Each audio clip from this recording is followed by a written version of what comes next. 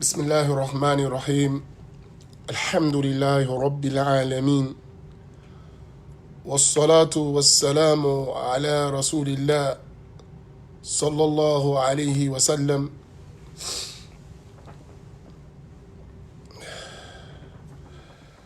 Inshallah, I wanted to do this brief live, and I don't know how long brief will be, but I only have a few things that I want to address because some people, they were concerned as to why I'm doing posts talking about Islam and the black community. And I felt because of some people's connection to me and some people's concern that I should answer that. But you know, when you do a post, that's not the place for dialogue. You put out a thought and you're sharing your thought with those who are interested and those who may be on your friends list, and my posts are generally public because I don't say anything that I have to hide. So I felt I said, let me address that. And the primary reason why I'm making these posts is because these posts are needed to awaken within a segment of the Muslim community, awaken them to realities that they may be unaware of. And they're suffering from those realities as a result of that unawareness. In other words, the African American community, and I don't know how a black man or woman in America who's a Muslim don't realize that they're affected with the same thing that every other black man and woman in America is affected with. Like, in my mind, that is like baffling. Like, you really believe because you said, Ashhadu an la ilaha illallah wa ashhadu anna Muhammadan Rasulullah, that the society we live in and has changed its stance towards you as a black man and black woman because you say I'm a Muslim? Are you really that naive? Seriously? I mean, your life reflects that. I'm talking about the majority of African American men and women experience bias in some way, form, or fashion in the world we live in. That's just real. And that issue hasn't changed because a person said, I'm a Muslim. Now, all of a sudden, I'm a Muslim and, everything is fair and square. I mean, if you want to live in that world of delusion, I don't know what to tell you. I don't even know if that's a discussion. Like if someone is that lost in relation to reality that they believe that, when the opposite is right in their face, and I'll lay that out, then, I don't know much I can say for that person. Now, in addressing this, if we take the theory of Islam, which we all know when we become a Muslim, there's a certain theory that we expect. Islamic brotherhood, لا يؤمن أحدكم حتى يحب لأخيه ما يحب لنفسه. None of you truly believe until he loves for his brother what he loves for himself. نحن أمة واحدة. We are one Islamic nation. And that's true in Islam. That's true as Islam. Now, the question we must ask is, are people understanding Islam? And if they understand it, are they implementing their understanding? I'm speaking to you from someone who has been in Islam for almost 40 years, from a kid to, all right, now I'm getting ready to turn 50. I uttered the Shahada when I was 10 years old. I've seen a lot. I've traveled all over the Islamic world. I've sat with many scholars in many different countries, and I ain't talking about regular people. I'm talking about top-level scholars. So my eyes have seen a lot. My ears have heard a lot. And my heart has felt a lot. I'm not talking about someone who was on the sidelines. I'm talking about I'm in the middle. I've sat in the back rooms with the biggest celebrity names that you can talk about in the country, and I seen stuff. So I have a concern. I'm not talking from someone who, doesn't know what he's talking about. I actually live it. And there is a disparity on how the concern for black Muslims and others. There's no doubt. And I'll give you an example.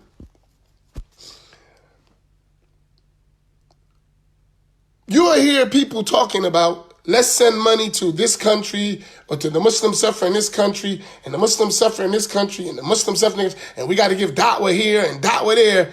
And right in the heart of the United States, every city, you have large, hundreds of thousands, millions of African Americans who need da'wah, who need people to teach them the religion, and there is no effort placed, no national effort saying, let's help them. And we've watched in this country that there's a concerted effort from non-Muslim racist people to destroy the African-American neighborhoods, the African-American cities, African-American education, African-American economic development. Is a concerted effort to undermine that.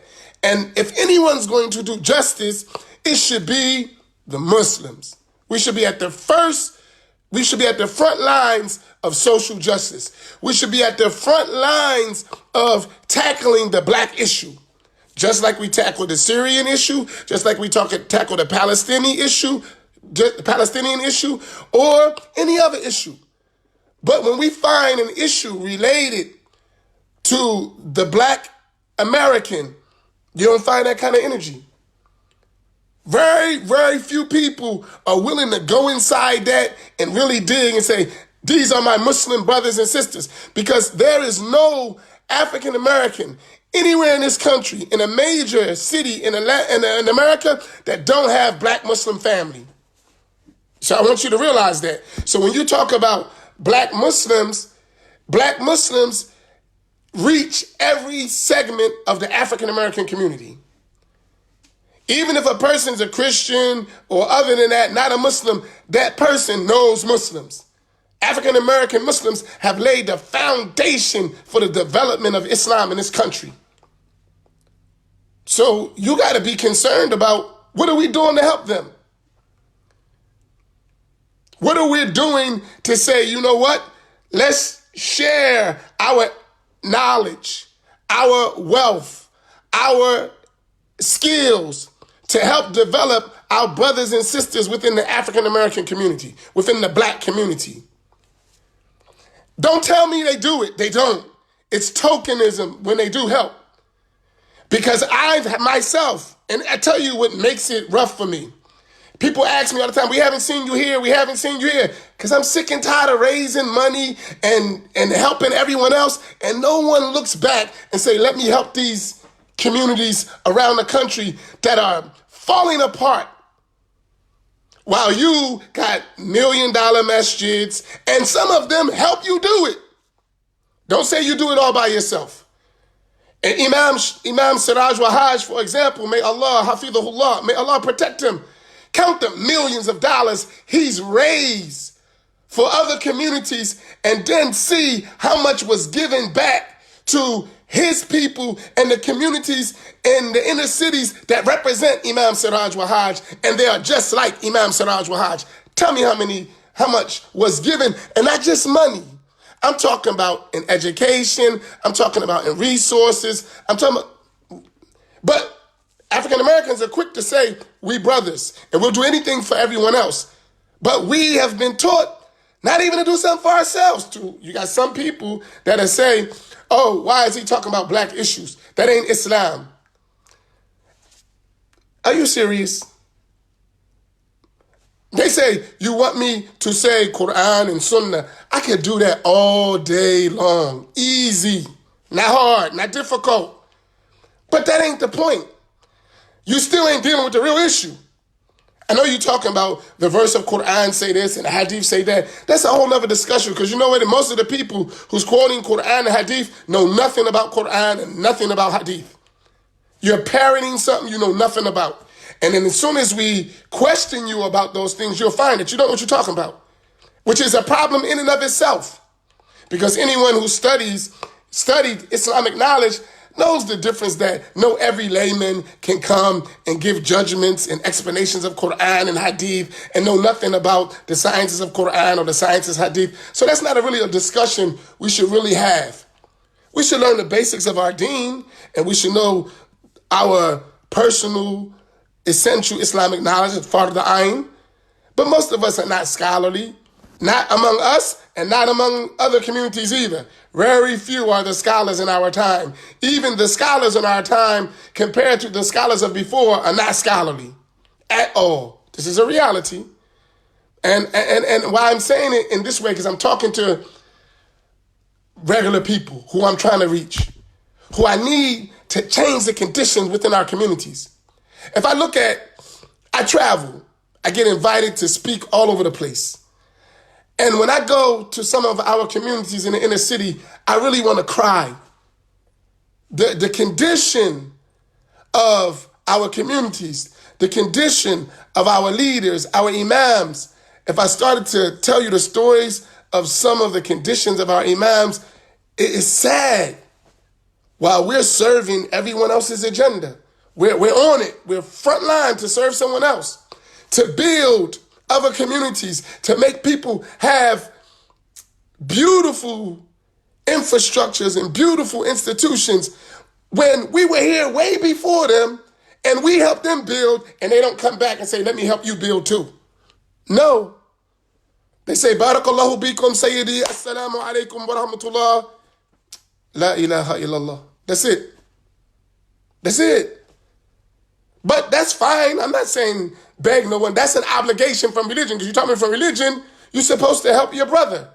Allah subhanahu wa ta'ala is in the aid of a Muslim so long as they're in the aid of their brother. So the ta'awun, that help, goes back and forth, not one way. It goes both ways.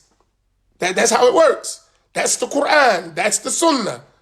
That's the nature of Islamic brotherhood. I live right here in Atlantic City. I'm an imam in Atlantic City. Alhamdulillah, my community, we okay. We ain't rich, but we fine. We ain't poor. We own our stuff. We straight. But I've watched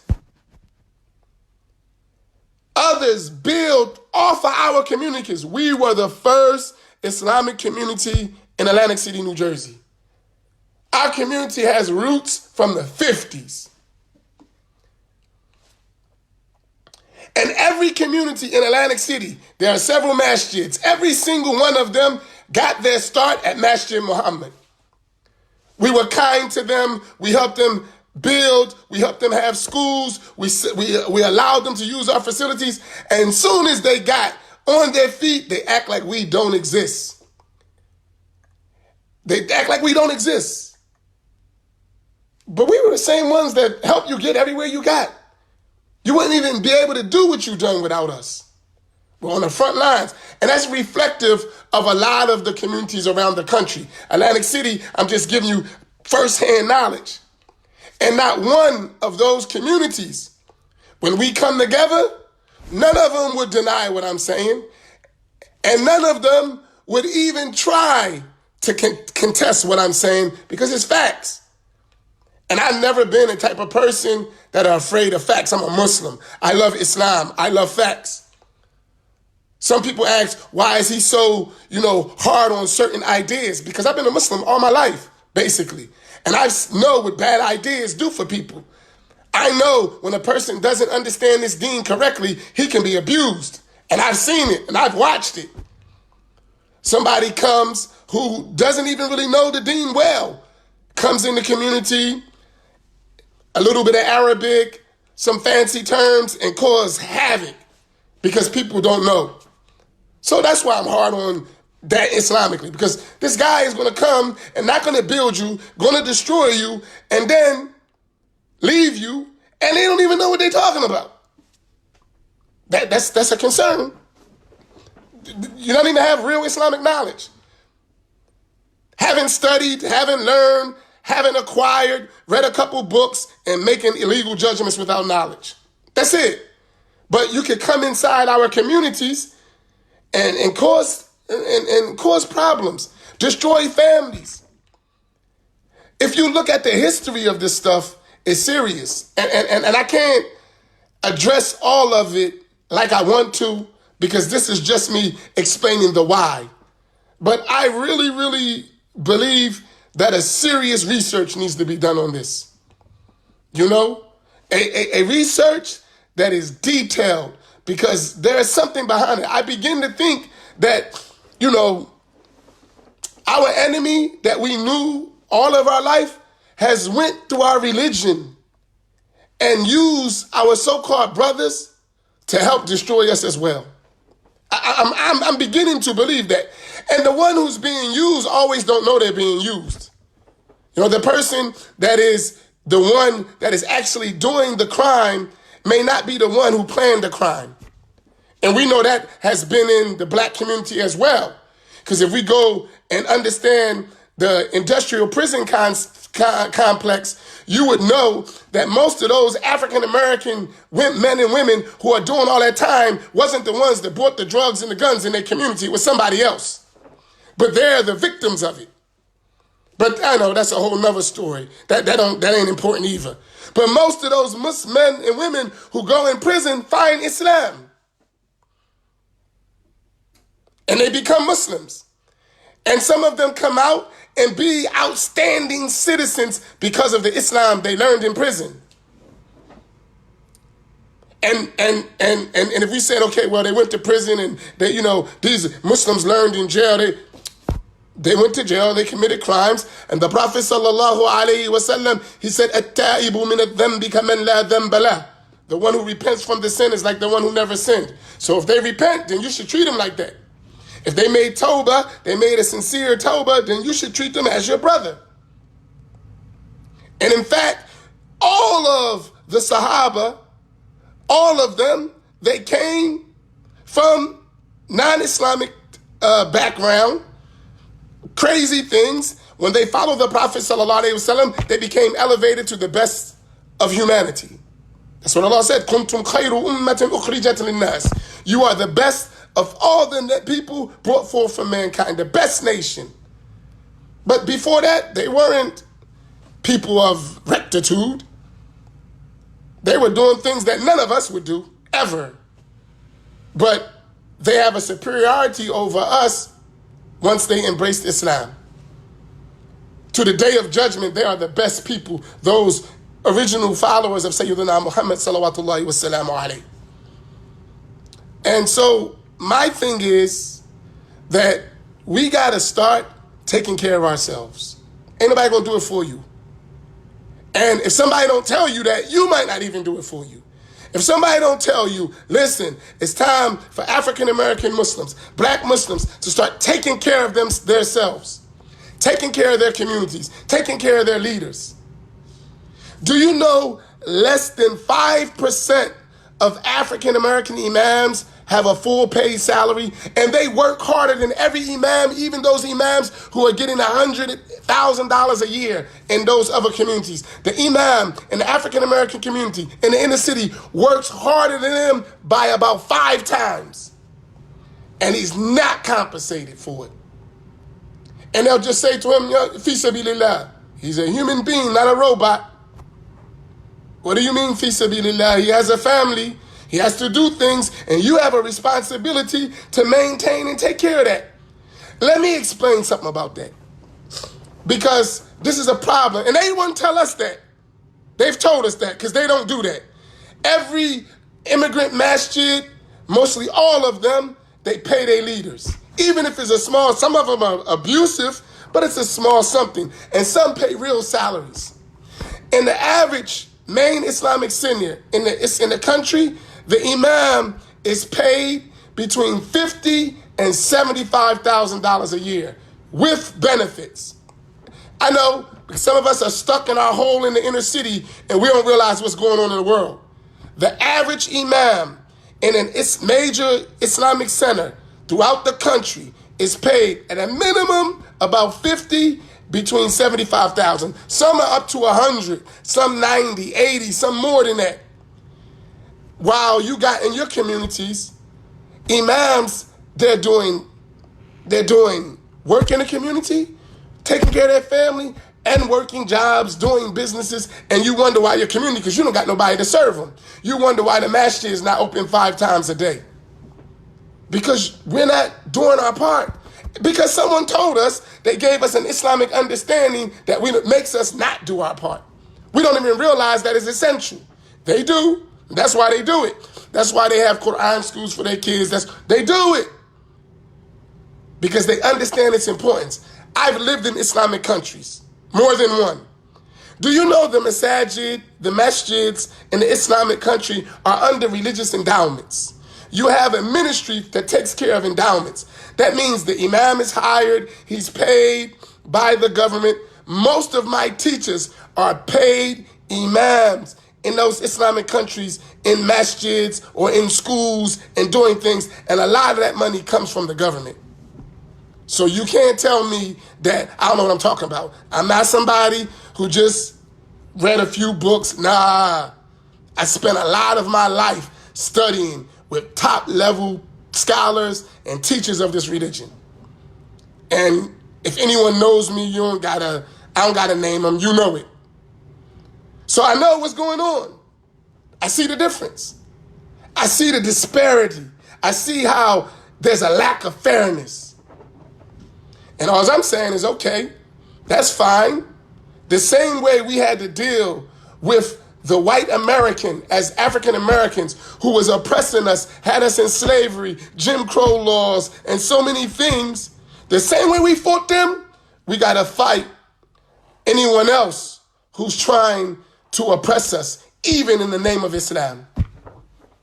The same thing we had to do to get, and we're still not finished with it, we're still fighting the same issues in the African American community.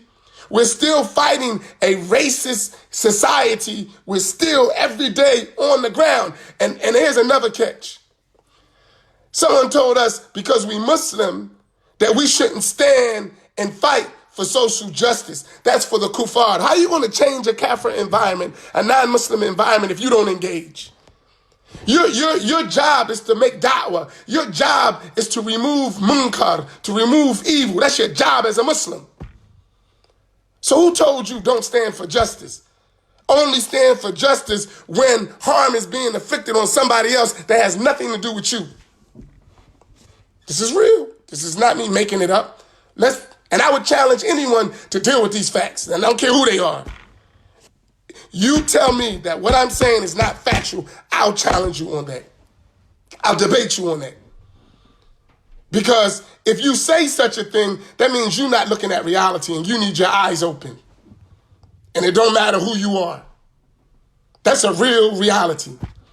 And I may say it in part because I'm getting old. And I've watched 40 years of this stuff. And I look at my age group. My city, most of the youth are Muslim in Atlantic City. I ain't saying all of them are pious people, right? But most of the youth in Atlantic City who are been engaged, a lot of them are Muslim. All the stuff you see. And I watch, when I look at my peers, I'm getting ready to turn 50. I feel like I'm getting ready to turn 70 sometimes, but that's another story. I've been on the ground for 40 years. And when I say on the ground, everybody knows that I've been serious about this deen. Even when I had difficulties in my life as a youngster, I never, ever abandoned my religion. Ever. Never. Right? And I look at my peers, my age group that came up with me, man, it's sad. It's sad. We got a lot of Muslims, but my peer group, they got devoured. It ain't no leaders, not among the blacks. It ain't a lot of learned people. You talking about in 40 years, man, you should have learned something. But I say in 40 years, people wasn't teaching you. I was just fortunate to get out. And I was fortunate to travel. So I got experience that others didn't get. But with all this knowledge, why that stuff wasn't in the inner city? Why wasn't people coming and giving da'wah and teaching and raising scholars and doing da'wah in the city? The Prophet ﷺ, he went to the Masakin. He made dua that Allah resurrect him with the Masakin, the poor, the disenfranchised, the underserved, however you want to translate it. That was the Prophet ﷺ.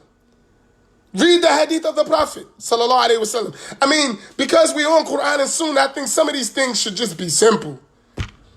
You know, my teachers used to say, the one who always needs an evidence for everything is the one who's not looking at reality. Some things are plain. We have two aspects in this deen. We have al-naql and we have al-aql. We have narration from Quran and Sunnah, and we have your intellect. That means the Muslim is not supposed to be stupid. The Muslim's supposed to open their eyes and see stuff. That's a Muslim. And we read in the Quran that people are going to go into hellfire because they didn't hear, meaning they didn't get narration and they didn't use their intellect. The Quran and the Sunnah applies to the human intellect. So the intellect means you should be able to observe your environment and then draw a conclusion to have reason from that. It's part of the deen. When you study Aqidah, in our communities, Aqidah is the big thing, you know. Everybody, Aqidah. Well, Aqidah, you have Dalil al-Naqli wa Dalil al-Aqli. You have an intellectual proof and a textual proof. And the scholars use both. So that means the intellect has a value. You should use it. And one of the things you should use it for is to watch what's happening to you. It is a concentrated effort to make the African-American Islamic leadership and development extinct. Gone. And they're doing it. They're active. I remember. Now, some of you elders will know what I'm talking about, so talk back. Some of you elders know this. When you used to talk about Islam in the 70s, in the 60s, 70s, even in the 80s, whenever you heard about Islam, it was a black face that came to your mind in America. Whenever you heard the word Islam, it was black people. Not saying there were other Muslims, they were involved, but in the society, in the community, engaged in with the politics, with everything that happens in the society, with the community, were black people. And when you said Islam, you saw a black face. That's what came to your mind. When they wanted to speak about Islam, they spoke about to African Americans in this country. Come to the 90s, now 2000, now we're in 2020. When you talk about Islam on a major scene, you don't see a black face. A'udhu billah. Really? Like, come on. You don't even see a black face. Except, and now it's going to hurt, a black face that's used as a token to support another face. That's real. To the point someone says there are no scholars in America, especially among the black people. Okay, even if we take that as true, let's say, all right, there's not, because if you ask me, I'd agree with that, depending on what you determine as a scholar. Now that's a debate. What do you, because my first question to somebody says that to me, what is a scholar to you? So explain to me your definition of a scholar, because terminology is different to people. You know, scholar may be someone who speaks Arabic to you, and that's a scholar. Who's a hafiz of Quran, that's a scholar to you. I don't know what's your definition of a scholar. If I ask you my definition, yeah, you're right. We don't have no scholars. We have some people who have the potential to become scholars. Scholar, a whole nother story. But that can be traveled around the world. So if you want to use a technical, scholarly definition according to the books of Usul al-Fiqh, and if you want to ask that kind of scholar, that's a whole nother story. When we're talking about What is the conditions of a scholar who's going to make legal judgments, a mufti or a mujtahid? That's a whole other story. If you're talking about someone who's just a student of knowledge, that's another story, and I don't expect them to be a scholar. May Allah make them scholars. But if someone says there's no scholarship, what's beyond that now? What is that said for? That means you got to go to someone else. Okay, since you identified that there's no scholars in America, now what is the scale that you made that? And then let's apply that scale to wherever you're talking about that's somewhere else that's going to dictate to the Muslims in America what we should do. You got to be fair, justice. So whatever that scale is, we're going to apply that scale to them too. Well, because most people make that type of discussion haven't really lived in the Middle East, haven't studied enough among the people, may have been sitting in the crowd. I'm talking about being behind the scenes with the ulama and then see what you're talking about, who's scholarly and who's not. That's a whole nother story. But if we're going to use that scale, okay, fine, there's no scholars. But we've been Muslims and practicing Ahl Sunnah for at least 40 to 50 years, well known. More than that, we want to say in this community there was some Sunnis. And all right, I'm talking about as people who have traveled and studied overseas in major places in the Islamic world and major centers of learning, both in schools, both with mashayikh, with all of that, we've been past 40 years. We've been past 40 years. I can count that myself. I know that for brothers who've been studying traditional Islam with scholars 40 years ago, in Azhar, in other places, in Syria, in Yemen, and I know people who actually have spent a long time studying, right? And my thing is, so you knew about us a long time ago. Why you didn't train scholars? That's a good question. So it was well known you knew about us. We were in your schools. We did all that. Why you didn't train some scholars? Because now travel. If you travel and you see people that come in from other countries, like Indonesia or Malaysia or other places, or Syria, they go and they come and they study in different places. They come, say, for Egypt, they come to Al-Azhar, and they go back to their country and they're scholars. And they're respected as scholars and treated as scholars and given jobs as scholars. Why hasn't that happened in the West? Why hasn't that thing happened in the West? And y'all know I'm not no big fan of Salafism, but that ain't the point. Because they suffering as African Americans, same thing as the Ahl Sunnah are. You know, at least I say about them, they're beginning to wake up. And notice I said beginning, because they have a long way to go. But those African American Salafi leaders and students of knowledge, whatever they want to call themselves, they're beginning to wake up. They're beginning to see like, this we've been had. And they got another step to go to that. They're gonna come along, inshallah. They got more to do. But one thing, their eyes are open. They know daggone well that whoever been teaching you ain't been looking out for you. You know that. And that's a first step. That's a first step. That's a first step. Waking up. And now you gotta do something about it. And that's gonna be, honestly, another 20 to 30 years if you sincere.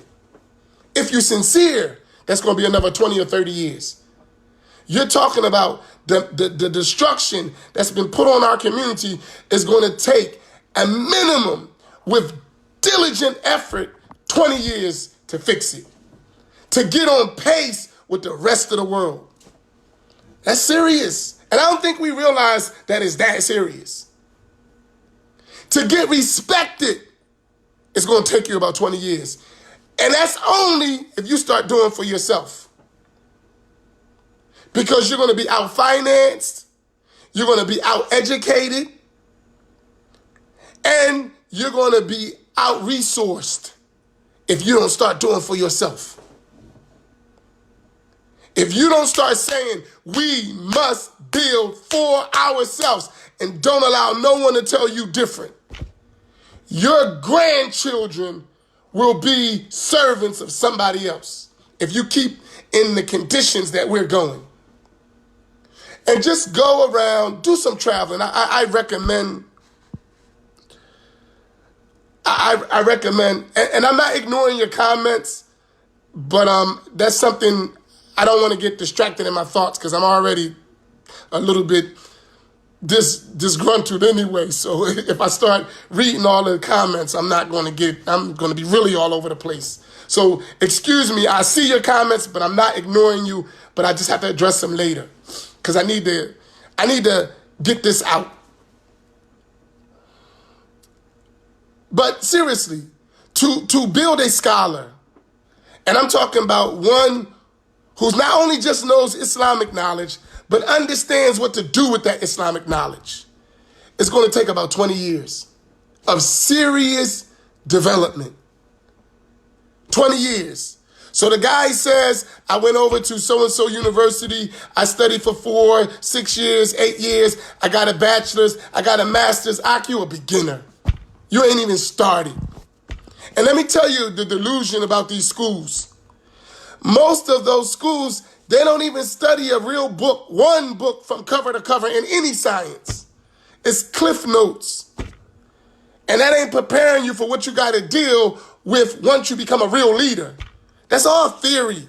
When you come on the ground and you deal with real people, with real situations and real conditions, you're going to be in a whole nother world, bro. All that, I studied my Arabic and I sat with so-and-so and so-and-so. Yeah, right. Now you got to deal with the young boy who's a hustler, who got a pistol and problems, who don't got education. You got to deal with the broken family in the community, single parents, a lack of education, lack of economic development, people struggling. Now what you going to do with that with all your knowledge? With your quoting of Quran and Sunnah, which you've observed that it hasn't worked. We got so many black graduates, but our conditions haven't changed. Still the same. Why? Because they don't teach you that. They don't teach you how to deal with your condition. They ain't equipped to do it, number one, and that's not their concern. Their concern is to educate you to come make them better. That's what the reality is. That's the reality. And the facts speak to that. So when I say this, and I've been much longer than I wanted to be, but I think you got my point. And what I would suggest is that we start having these conversations among ourselves in our homes and our groups with our brothers and sisters, and we really start developing the thought that we need to make a change. You need to have that. They're like, listen, man, we in a crisis. And Islam came to help us get out of crisis. Islam came to make us better. Our religion is designed to make us the best that the human species has to offer. But we got to understand our deen and we got to be real, and we got to stop the self-hate, because that's really their biggest tool to subjugate us, that we have become so jealous and envious and hate of each other that we won't even work together. We won't even talk about working together. We won't even sit down to understand our differences and see if we can overcome them. And they the ones that tell us don't do it. Really, look, man, I got a brother. My brother, he's not a Muslim. But what I know about my brother is my brother's with me, 100%. And I can tell you many stories and real situations to know that my brother, though he may not be a Muslim, he'll go in the trenches with me.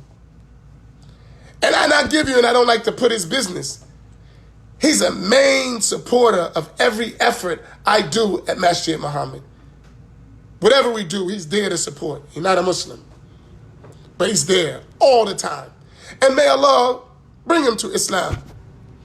But I tell you, one of the things that's a hindrance is our lack of showing how Islam can change our condition. That's one of the things that's a struggle for him. That y'all not doing nothing as a community that shows us that we should be Muslim. When we look at y'all conditions, sometimes we like, yo, bro, man, I gotta fight this beast out here, and y'all ain't got the ticket. Y'all don't know the way. You know, I like some of the stuff, but I remember a time when no one would say that about Muslims. Muslims was the sign of courage and upliftment in the black community. And we must return to that. But we got to have the conversation, because without the conversation, we're not even going to start. So that is why I'm making the posts, and I can't I can't write all this. It's just not, you need somebody that's a writer with a book. Maybe some of you smart people that like to write books and essays and all that, you should do some research and be honest and use your journalism skills to articulate this better than I could ever do in writing. And you need to use your blogs, and you need to start talking to your people, because we have conferences, and that's a whole nother discussion that I'm not going to engage right now. But these black summits and stuff, I mean, it's nice for you know, ops, you know, and pictures and, you know, to make us feel good. But until we start really implementing all these great ideas and really at a local grassroots level, you're not going to do it as a whole. It's too much. Every individual community got to have these discussions within among themselves. Every imam need to sit with his people and sit down and have a real talk. And the imams need to talk to the imams. Because let me address this. Another thing that the way they destroyed our communities is this idea of I don't belong to a masjid. I'm telling you, this is a trap. This idea of, you know, I'm going to go do my own internet thing. I'm going to have my own third space, my own, and it don't have nothing to do with a masjid. That's a trap. The easiest way to divide a people is to sever them from leadership. Sever their leadership. That's why Malcolm X is dead. That's why Martin Luther King is dead. And that's why a lot of the black, because if you sever the leadership, the people can't do nothing. They'll just be theory. So if you sever your own leadership by not supporting it, by dividing from it, by encouraging people not to support their local communities and their local masajid and support their leadership and work with their leadership and make better leadership and fight and stay in that struggle, you are yourself causing self-destruction. But that's a whole nother story. And those, you know, who got the indication, know they don't need a clear expression, because that don't work.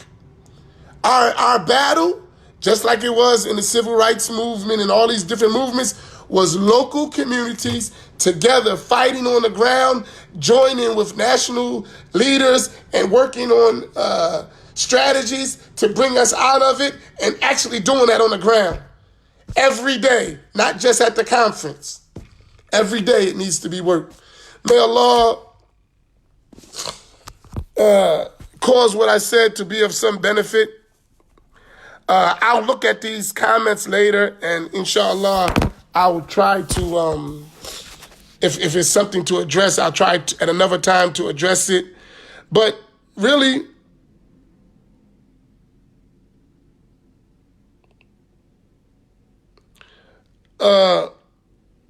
this is just to get you started. Everyone that listened to this and spread it, get started on working in your community, right?